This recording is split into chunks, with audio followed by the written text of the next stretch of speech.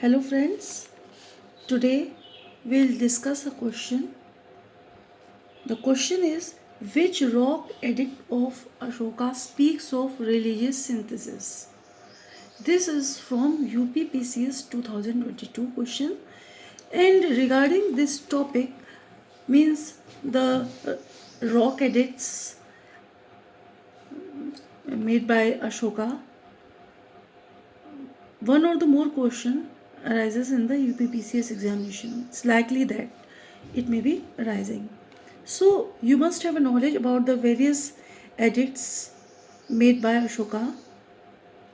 So Major Rock Edict 12. So Emperor Ashoka, the third monarch of the Maurya dynasty, what he did? He erected pillars and edicts. James Prinsep, a British antiquary, was the first person to decipher Ashoka's edicts. So he made clear that pillars and edicts were made by Ashoka.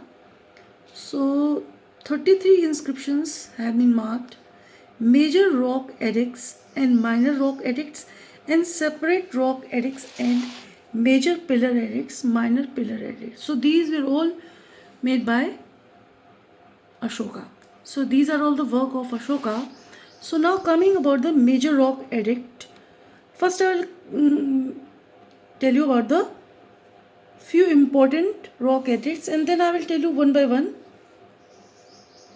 Major Rock Edict 2 mentions the medical treatment of humans and animals. So main thing you must know that which rock edict is showing what. So Major Rock Edict 2 mentions the medical treatment of human and animals, the planting of fruits and medicinal herbs and the digging of wells. Mentions the Pandyas, Satyapuras and the Kerala Putras of South India. So these are all shown in the Rock Edict 2. Now Major Rock Edict 11.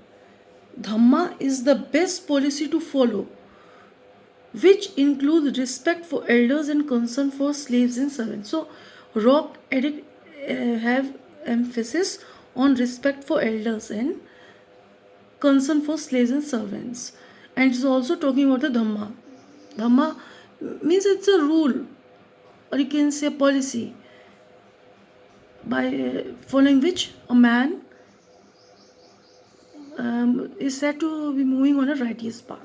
So now Major Edict 12 mentions an appeal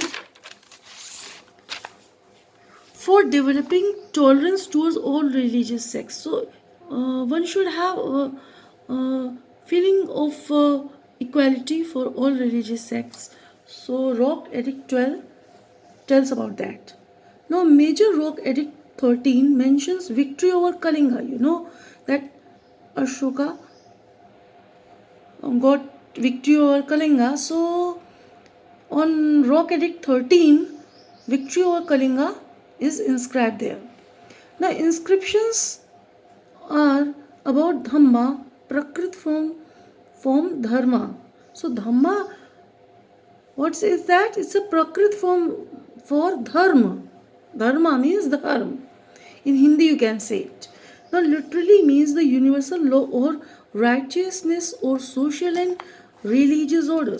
Now coming to Major Rock Edict 1. Prohibition of animal sacrifice. You know that animal sacrifice has been prevalent.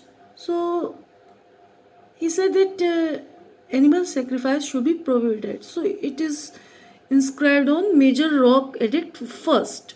Now Major Rock Edict 3rd. Generosity to Brahmins is inscribed in Rock Edict 3rd. Now Rock Edict 4. Dhamma Ghosha, sound of Dhamma or righteousness over Bhar Ghosha, sound of war. Means they should be sound of rightness. Rightness means a behavior which is right, okay. But fighting and what these are not considered good. So Ashoka has paid emphasis on righteousness, means following the path of right way. Now major rock edict 5 about Dhamma Matras, means those people who spread the dharma, tell about what is the true dharma about people. Talking about treating slaves right means how you have to treat with the slaves. Dhamma Ghosha were appointed and entrusted with the duty of spreading Dhamma within the kingdom. So Dhamma Ghosha were appointed and entrusted with the duty, means they were given the duty of spreading Dhamma. Dhamma means Dharma. Means telling the people about what's the Dharma, what's their Dharma, what they should do within the kingdom. So King Ashoka hasn't told simply by saying, but in the form of rock edicts or pillar edicts, he has told his view to the people, what he wants from the people. So now, major rock edict 6. Kings desire to know about his people's conditions. Now, in this rock edict 6, king has a desire to know about his people's condition. Means he thinks or he wants to know about the conditions of the people. Major Rock Edict 7, tolerance towards religions among all sects and welfare. So, tolerance towards religions among all sects. Measures for the public in his as well as his neighboring kingdoms. Major Rock Edict 8, Ashoka's first visit to Bodh Gaya and the Bodhi tree, his first Dhamma Yatra, gave importance to Dhamma tours. So Ashoka not only represent his sayings on rock edicts, but he had gone to various places to give his thinking to the people, what he wants from the people. Now, Major Rock Edict 9 condemns popular ceremonies, stress on ceremony of Dhamma. Means popular ceremonies should be condemned, but what is the main important ceremony is the stress on ceremony of Dhamma. Means Dharma is the most important ceremony which is to be undertaken by the people. Now, Major Rock Edict 10 disapproves of the individual's desire for fame and glory and stresses on Dharma. So, Major Rock Edict 10 disapproves of the individual's desire for fame. Means they should not have desire for fame and glory and stress, but they should have stress on Dharma. Means they should follow the form of Dharma. Major Rock Edict 14, purpose of rock edicts, means whatever rock edicts he had up to now inscribed. So what is the purpose of the rock edict? Why it inscribed the rocks? So he has written in the Major Rock Edict 14. Thank you.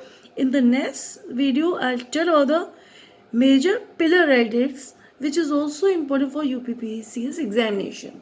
Thank you.